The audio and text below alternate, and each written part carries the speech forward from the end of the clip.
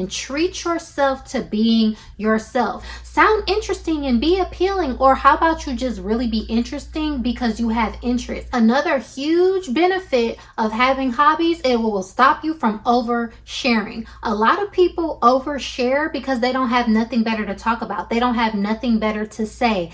Get you some business, like the old folks used to say, and get a hobby. Listen, you're not bored or boring. You're not uninteresting. You're not depressed. You're not lost. Babe, you really just need a hobby. So in today's video, we're going to be covering how to get into hobbies, what hobbies that you can potentially get into, and what are the benefits of hobbies, and why it is so important for a signature woman to have hobbies in addition to making herself her greatest hobby. A lot of times in life, in the way that things are presented to us in society, it's a lot of comparison. It's a lot of having to prove yourself or show yourself or find things that distinguish you, that are interesting and that are novel. And I feel like people go through all of these somersaults of ways of trying to get that to come to fruition, when sometimes we need to just go back to the basics and have an old-fashioned hobby or interest. So in today's video, I'm going to walk you through how I achieve maintaining hobbies that fulfill me, sustain me, bring me peace, give me calm, regulate my nervous system, and give me confidence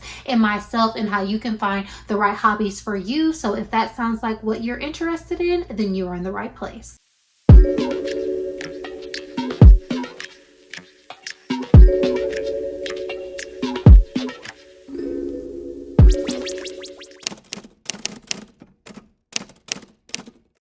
To all of my subbies, welcome back. And if you're new here, welcome. My name is Kiya, and over here we smell good and elevate. We talk about fragrance, fashion, lifestyle, and all things involving womanhood and stepping into womanhood as the woman that you want to be. In addition to our fragrance content, we have a signature woman series running on this channel, and this video will be a continuation of that. And what a signature woman is a woman that is known for something. She shows up polished, put together in her appearance. She knows who she is in terms of her morals and values, and she presents herself in a way that is not only visually appealing, but it's a way that her energy and her essence is felt by those around her. So if you are interested in empowering womanhood topics like this, please definitely go ahead and subscribe to the channel so you don't miss another video. Over here we are a channel full of fragrance lovers, so let me go ahead and share my fragrance combination of the day. From Brown Sugar Babe, we have an oil that is called Caked Up. This is a beautiful vanillic oil that has like this cocoa butter undertone. It smells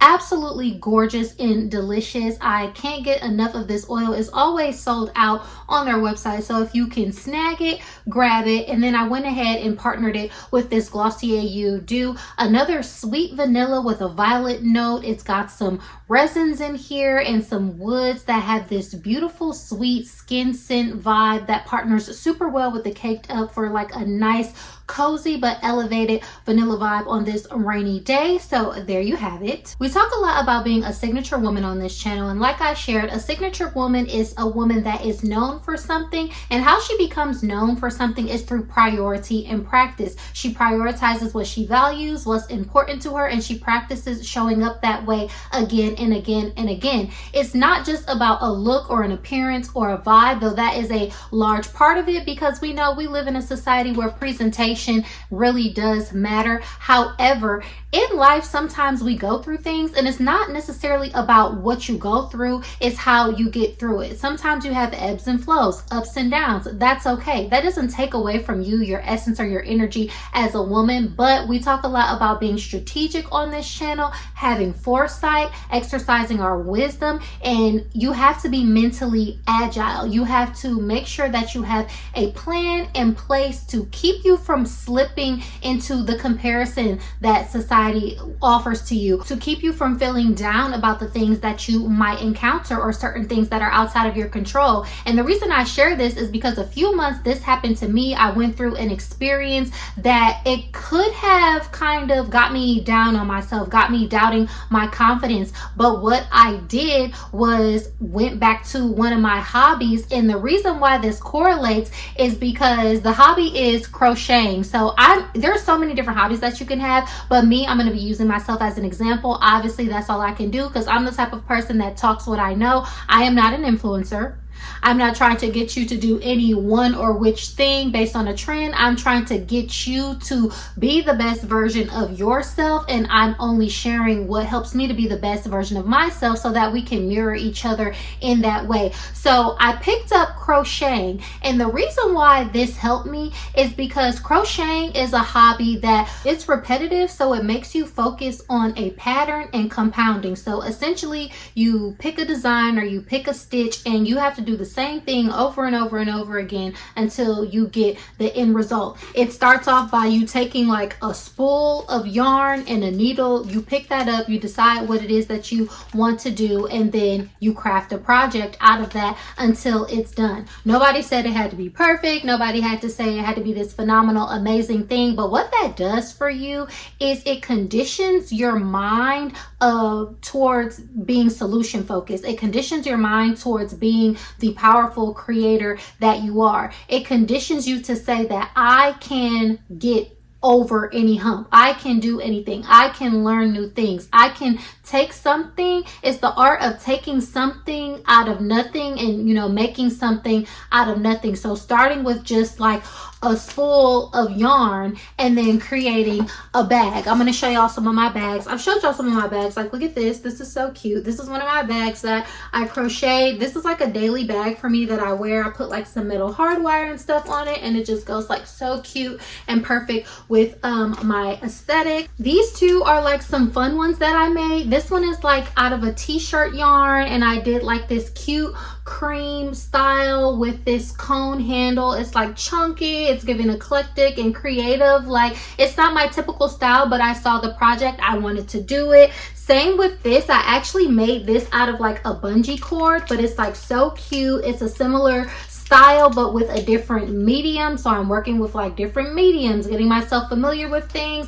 And then this is one that's really cute that I made. It's like a cute vacation style. I added like some handles to it. My friend saw this and said she wanted it, so I'm going to gift it to her for her birthday. I'm a crafty lady, so I recommend crafts. I feel like crafts are just so fun because they can create a sense of usefulness as well, because sometimes when you get stuck in a rut, you feel down on your confidence. You feel like, well, what can I do? What can I contribute? You might feel like the things that you're doing aren't working out, or things that you try to commit to are wrong. And it's not about the finished product. It's about giving yourself the option to release. And then also you do get to have the finished product because it kind of like builds your confidence. It gives you something that's useful. When I go out wearing, my bags and stuff all the time, I get compliments, and there's nothing more of a confidence boost than, walking around with a bag that you made and then people complimenting it. And it's like, oh my gosh, that is so cool that I made this bag. So you can achieve the same thing with sewing, with cooking, with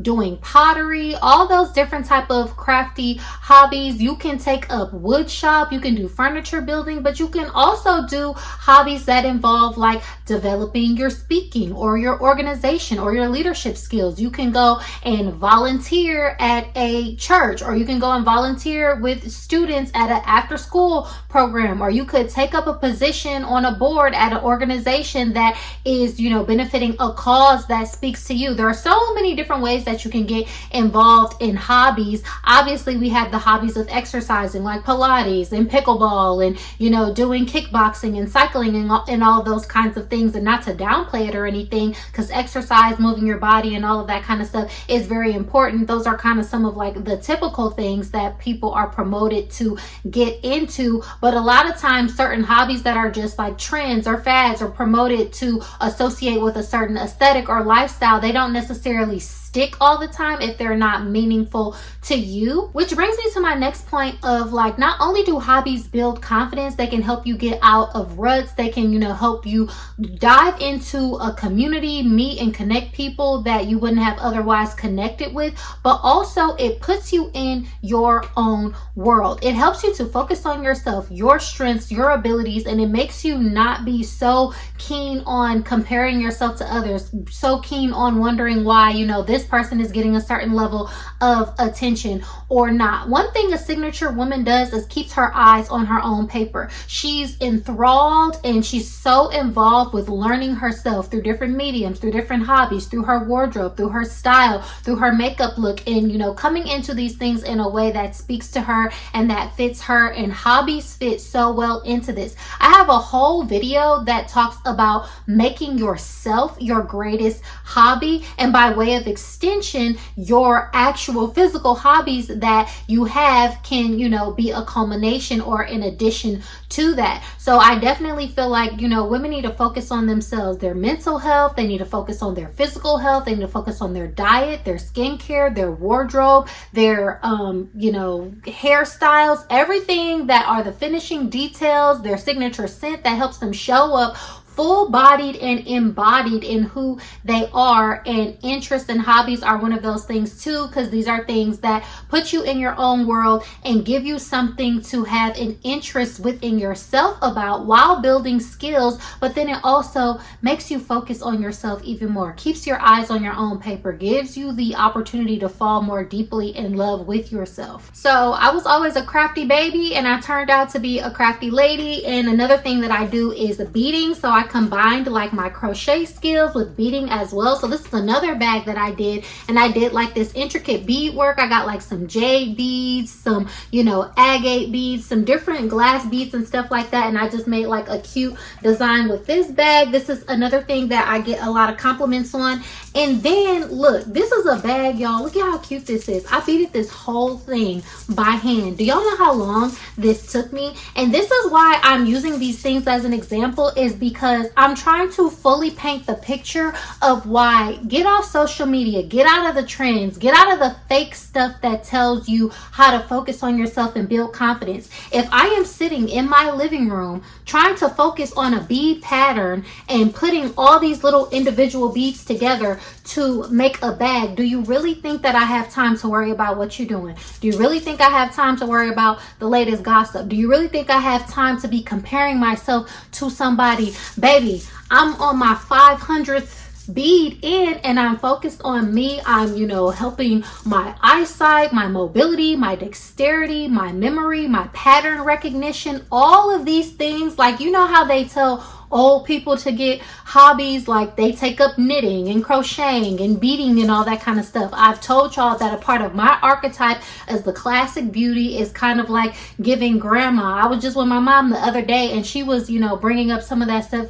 I forget what she brought up and she said about me. Oh, she said she looked at this trend about people eating sardines and she was like, you always used to ask me for sardines when you were a little girl and I never used to get it. I'm like, what's wrong with sardines? I like sardines. I said, they're very nutritious and nutrient dense. And she's like, yeah, I know, but it's just like, to me, she's like, even as your mom, I thought that was like some old people food and I really wouldn't understand like why a baby girl would be wanting to eat that. But it's just like, I've always been the type of person, I like what I like, so I do what I do. My first business that I ever started when I was a little girl, I was probably like 8 or 9 years old, was a jewelry business. It was called Karimu's Creations with a K, and I used to sell it to the ladies at church. I was selling, stuff to my teachers and everything at school. I remember I galvanized a group of young women and I had them working in a jewelry factory so that we can make pieces for a fundraiser when I was like in the 5th grade. So I was already practicing my skills of being a leader and being a businesswoman. And I'm using these examples to say is like, sometimes y'all look at the women that are confident and you wonder why they're confident. You wonder why they have that je ne sais quoi. It's that thing that somebody has that another person doesn't have that distinguishes them. This is why I say make yourself your greatest hobby. Keep your eyes on your own paper and then treat yourself to being yourself. Like, that is truly the difference, right? And a lot of people will look at that and be like, oh, well, it sounds arrogant or it sounds like conceited, like you're just bragging on yourself. How? Y'all are just so used to somebody trying to shove a product down y'all throat, trying to sell y'all a false reality of what it means to be confident, when really it's just basic things. It's everyday things that you can easily get into, which is my next point, is like, you don't need permission to start a hobby. You don't need a permission to have an interest. You don't need a permission to get a fixation on something that you want to be interested in. It could be whatever it is that you want to be interested in.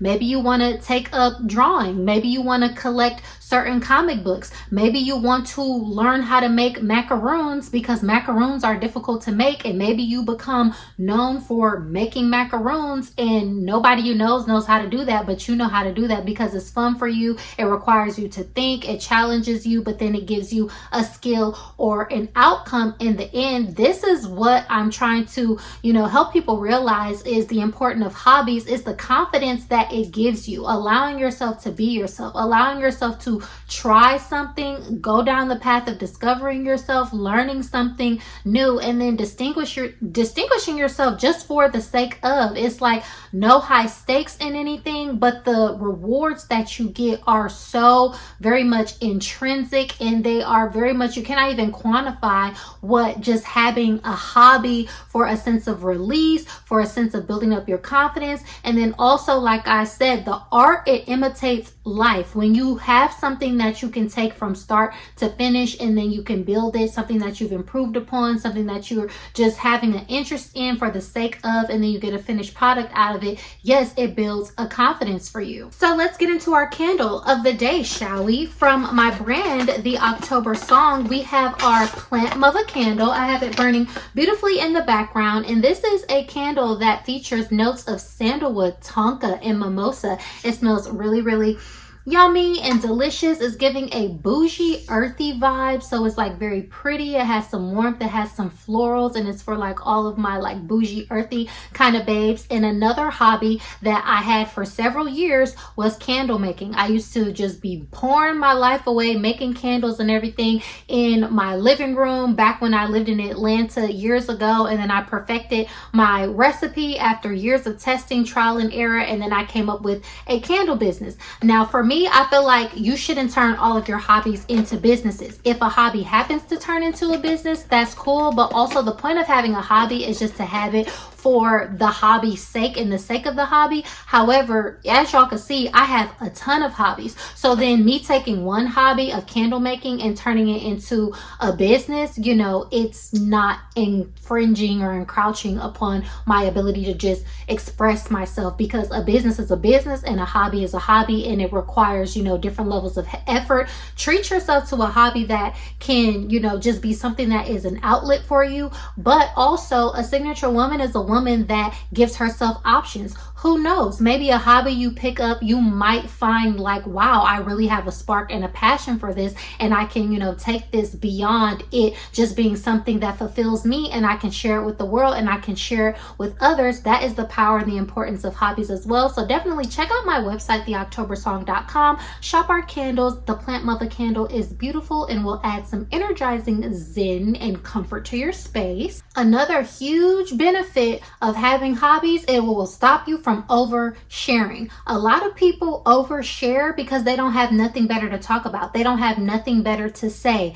Get you some business, like the old folks used to say, and get a hobby. I don't have to overshare about my life and what I ate in the morning and every single detail of, what brand of yogurt I eat and, what brand of underwear I'm using, because I have actual hobbies to supplement the information that I want to share with people outside of the just, mundane things of life. So having a hobby will give you a topic to easily integrate into conversation, to easily talk about. A person can be feeling like they're bonding with you, and you can feel like you're sharing a part of yourself by sharing your interest, by sharing your hobby, why you like it, how you got into it, what you're currently working on, what kind of things are exciting you. Y'all would be surprised how interested people would be in what you're interested in just because you're genuinely interested in it. So you don't need to overshare the minute details of your life when you have a hobby, because automatically automatically you have something to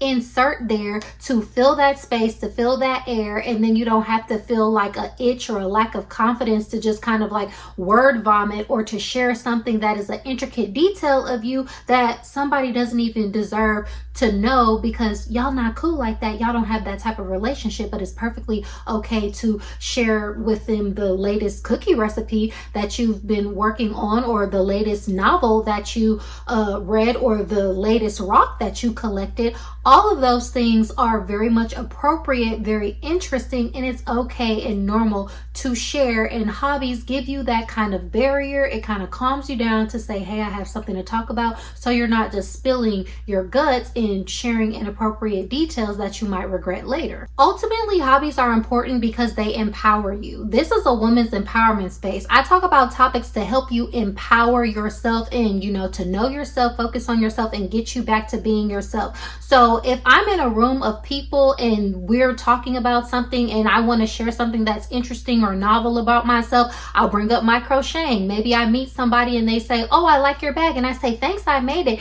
And they say, you made it? I remember I was talking to this guy. He was like, oh, you made that bag? That's pretty cool. He was like, how did you make it? I said, I crocheted it. He said, isn't that for like grandmas? I said, well, yeah, and me too. I was like, I've been, knitting since I was 8 years old. I asked my mom to sign me up for a knitting class, and then I went on YouTube and I taught myself how to crochet. So I've pretty much, had the skill of knitting and crocheting since I was a little girl. And he's like, oh, wow, that's pretty cool and blah, blah, blah. So this is what I mean when I say people try to get you to chase your tail and figure out ways to sound interesting and be appealing. Or how about you just really be interesting because you have interest, stuff that you're genuinely interested in. It's okay to be yourself. Put yourself back onto your own storyline. Stop trying to chase a trend or trying to look or trying to build an aesthetic and be a matcha Pilates babe so that you can be like Lori Harvey or insert it girl.